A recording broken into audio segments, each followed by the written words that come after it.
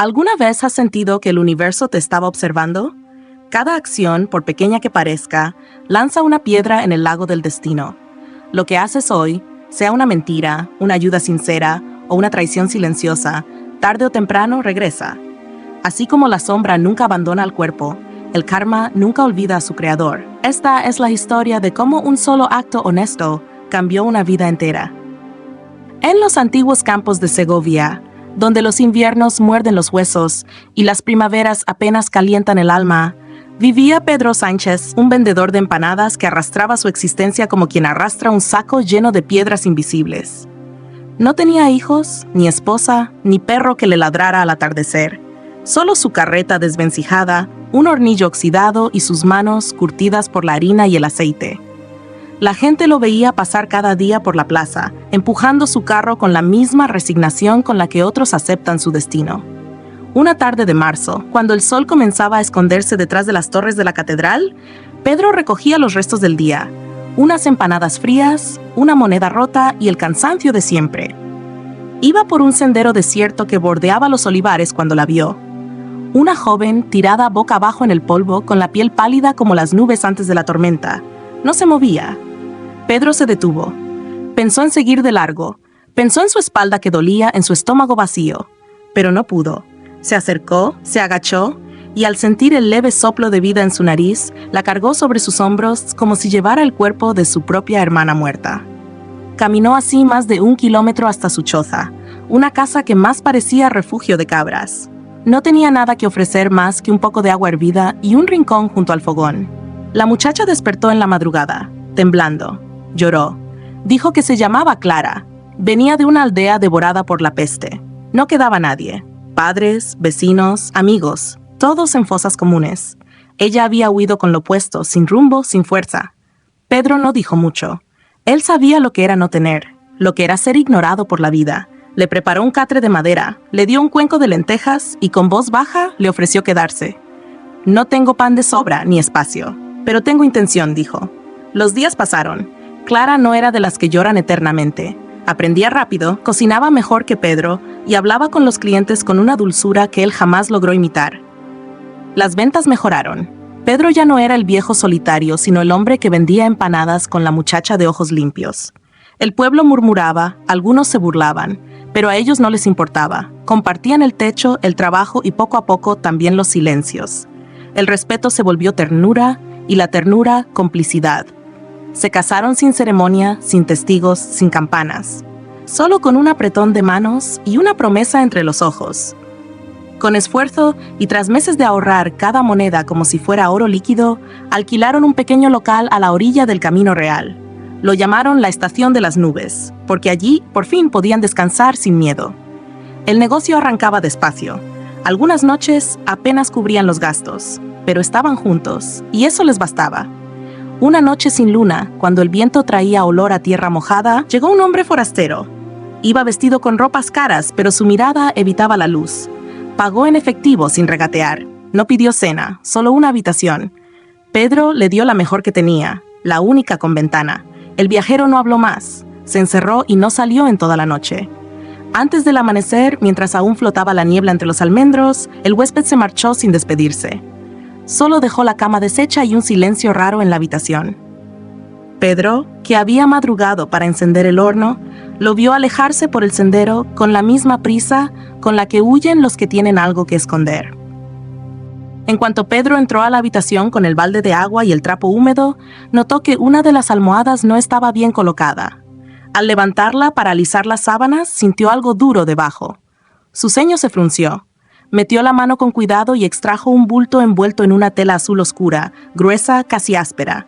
Lo desenvolvió como quien desentierra un secreto, y lo que vio le cortó la respiración. Lingotes de plata, auténticos, brillaban con ese frío metálico que no se confunde. No hubo tiempo para pensar. Pedro bajó las escaleras a toda prisa, cruzó el patio de tierra y se lanzó a la carretera, con el paquete bien sujeto contra el pecho. Gritaba el nombre del huésped sin saberlo, corría como un loco entre la niebla que todavía no se disipaba del todo. Miraba hacia todos lados, los olivares, el sendero hacia el sur, la curva del molino. Pero el viajero ya no estaba. se había evaporado, como una sombra que no deja huella. Volvió a la posada sin aliento, con los ojos encendidos y el alma revuelta. Clara, al verlo entrar con la cara desencajada, pensó que le habían asaltado. Pero cuando él dejó el fardo sobre la mesa de la cocina y lo abrió sin decir palabra, comprendió que estaban al borde de algo grande o terrible. La tela tenía bordadas 2 letras en hilo dorado, una T y una J, entrelazadas con la delicadeza de quien manda a hacer algo que no quiere que se olvide. Contaron los lingotes uno a uno, 20, cada uno con su sello de 10 onzas, 200 onzas. Más de lo que Pedro y Clara podrían haber imaginado reunir en 3 vidas. Más que todo lo que había pasado por sus manos desde que nacieron. Era riqueza, pero también era peso. No solo en gramos, en conciencia. Las posibilidades comenzaron a revolotear como moscas en la cabeza de ambos. Pagarían las deudas que los asfixiaban desde hacía años. Repararían el tejado que goteaba cada vez que llovía. Cambiarían los colchones de paja por camas de verdad. Podrían incluso ampliar la posada. Tal vez abrir un segundo local en Valladolid o en Burgos. Una nueva vida. Menos lucha, más calma. Una vejez sin miedo. Pero Pedro no habló de eso. Lo primero que hizo fue cerrar el paquete con el mismo cuidado con el que lo había abierto, como si temiera que los lingotes se desparramaran y contaminaran el aire. Luego, alzó la vista hacia Clara y dijo con una firmeza que no le era habitual: «Esto no es nuestro». Clara no respondió de inmediato. Apretó los labios. Sabía que él tenía razón, pero también sabía lo que ese dinero significaba. No para volverse ricos, sino simplemente para respirar, para no tener que mirar el precio del pan cada mañana. «Tal vez aún está cerca», susurró Pedro. «Tal vez si preguntamos en el pueblo», pero ni en la taberna, ni en la estación, ni en la iglesia había noticia alguna del hombre. Nadie lo conocía, nadie lo había visto antes. Era un fantasma que dejó atrás un tesoro. Volvieron a casa con el paquete intacto, más pesados que al salir. Pensaron entonces en entregarlo a las autoridades, pero Pedro recordó algo que lo detuvo en seco. El caso de Don Martín. Aquel anciano honrado que había encontrado una bolsa con 30 onzas de plata cerca del Pozo Viejo. La llevó al ayuntamiento como ciudadano ejemplar. Le hicieron firmar papeles, le tomaron declaración, le dijeron que todo se guardaría en depósito oficial hasta que apareciera el dueño. 6 meses después, cuando volvió a preguntar, le informaron con la cara seria que las ratas se habían colado en el archivo y se lo habían comido todo. No solo no recuperó nada, tuvo que pagar una multa absurda por haber perturbado el procedimiento. Pedro no quería terminar igual, ni preso, ni estafado, ni humillado. La plata seguía ahí, sobre la mesa, y el peso de su decisión no podía compartirse con nadie. «Nosotros no tenemos ni apellido que pese, ni abogado, ni padrino en la alcaldía», murmuró. «Si llevamos esto, desaparece. No al cielo, al bolsillo de los mismos de siempre. Y encima tendremos que dar gracias por no acabar acusados de robo». Clara lo miró, comprendiendo más por el silencio que por las palabras. Nadie protege al honesto cuando el botín es demasiado grande. Pedro no quería esperar sin actuar. Fue al pueblo cercano, encontró a un viejo pintor que le debía un favor y con la precisión de su memoria le describió el rostro del viajero, cada línea, cada sombra. Tenía la frente ancha, los ojos como si cargaran un secreto y una cicatriz leve en la mandíbula. El retrato quedó colgado en la entrada de la posada al lado de una cruz de madera sin nombre.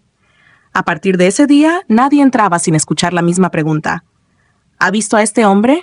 ¿Le suena a alguien llamado Don Tomás Justicia? Uno tras otro, los huéspedes negaban con la cabeza. Algunos miraban el retrato con incomodidad, otros hacían bromas. Pedro solo asentía y seguía esperando. 1 año pasó, luego 2. Las estaciones cambiaban, pero él no. Clara en ocasiones dudaba en silencio. Las cuentas no cuadraban, la posada envejecía como ellos, pero nunca se atrevió a romper el pacto tácito que los sostenía, la paz de haber elegido lo justo. En el tercer invierno, con la madera crujiendo bajo la escarcha y el vino escaso en la bodega, llegó un huésped solitario. Pidió la habitación del fondo y no dijo su nombre. Pedro lo dejó pasar. Al caer la noche, mientras subía leña, oyó llantos ahogados tras la puerta. Golpeó suavemente. El silencio se rompió con un sollozo. Entró sin esperar respuesta. Allí, encogido sobre la cama, estaba el hombre. Ojeroso, la barba sin afeitar, las manos cubriéndose el rostro. No era el mismo de la pintura, pero algo en su dolor resultaba familiar. «Hace 3 años», dijo entrecortado, «pasé por esta región. Transportaba plata para un comerciante de Zaragoza. 200 onzas, no era mía, solo era el encargado. Pero la perdí. No supe cómo, busqué por días, por caminos y por hostales. Nadie sabía nada. Cuando regresé, no me creyeron. Tuve que firmar un contrato, 5 años de servidumbre para pagar lo que perdí. Llevo 3, me quedan 2. El hombre se llamaba Juan Cortés. No levantaba la vista. Parecía roto en fragmentos. Y mientras hablaba, Pedro no lo interrumpió. Solo observó. El temblor de sus dedos, la grieta en su voz. Cada palabra era una piedra que soltaba del alma. Pedro no supo si el corazón le golpeaba el pecho por la sorpresa o por la fuerza del destino. Después de tantos años, parecía finalmente volver a girar su rueda. Miró fijamente a Juan, como si quisiera atrapar la verdad en sus ojos humedecidos. Juan, necesito que seas preciso. ¿Puedes describirme ese fardo que perdiste? Juan asintió lentamente, tragando saliva como quien aún no se permite la esperanza. Se enjugó las lágrimas con el dorso de la mano temblorosa, respiró hondo y respondió con voz quebrada. Era un bulto azul oscuro, de tela fuerte, como lona de los comerciantes del norte, pesado. Dentro llevaba 20 lingotes de plata, cada uno de 10 onzas. No eran míos, claro, yo solo los transportaba por encargo del taller donde trabajaba, y en el centro del bulto, cosidas con hilo blanco, había 2 letras grandes, Teca. Era el sello de mi patrón, Taller Justicia. Pedro sintió como si una campana invisible acabara de sonar dentro de su pecho. Cada palabra de Juan encajaba con la memoria que él mismo había guardado como una promesa sagrada.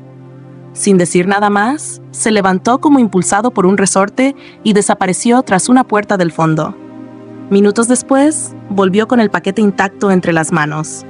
Lo sostuvo con el respeto con que se sostiene una reliquia y lo colocó con suavidad sobre la mesa frente a Juan. ¿Podría ser este?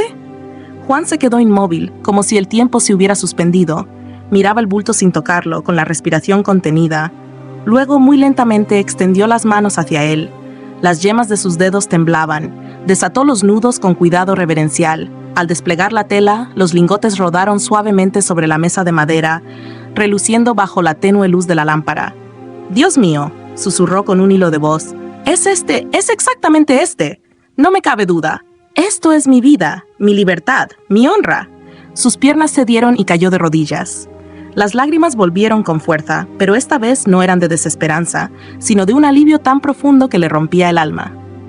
Sin pensar, cogió 2 lingotes con las 2 manos y se los ofreció a Pedro como quien entrega un pedazo de sí mismo. «Por favor, se lo ruego, acéptelos. No por la plata, sino por los años que ha guardado esto, por su rectitud, por su silencio, por no haberlo tocado ni una sola vez, aunque sea una pequeña muestra de mi gratitud». Pedro dio un paso atrás, luego se agachó y levantó a Juan de un tirón. Su mirada era severa, pero no dura. Era firmeza moral. Ni se te ocurra. Lo justo es lo justo, y la justicia no se vende, ni se cobra, ni se decora. Cada cosa debe volver a su sitio. Yo no podría dormir si me quedara con algo que no me pertenece, ni aunque fuera una moneda. Guarda esto, y no se lo muestres a nadie. Este mundo necesita más silencio limpio que ruido agradecido. Juan bajó la cabeza con una mezcla de humildad y admiración que no cabía en las palabras. Luego, con los ojos bañados, hizo una reverencia profunda. Su voz se quebró mientras prometía: «Don Pedro, esto no se olvida, le juro que nunca». A la mañana siguiente partió sin decir más. Pasó un año entero. La vida rodaba como las estaciones, sin prisa, sin pausa. Un día, al volver a pasar por la región, Juan decidió detenerse en la vieja posada. Apenas cruzó la puerta, notó un vacío. Algo faltaba. La atmósfera había cambiado. El silencio era más espeso, más solo. ¿Don Pedro y doña Clara? Hoy no la he visto. Pedro levantó la vista lentamente. Sus ojos estaban vidriosos, rojos, como si el dolor no se hubiera secado del todo. Se nos fue hace 3 meses, una fiebre silenciosa, de esas que no avisan ni dan tiempo a despedirse. La enterramos en el camposanto de Valdelagua.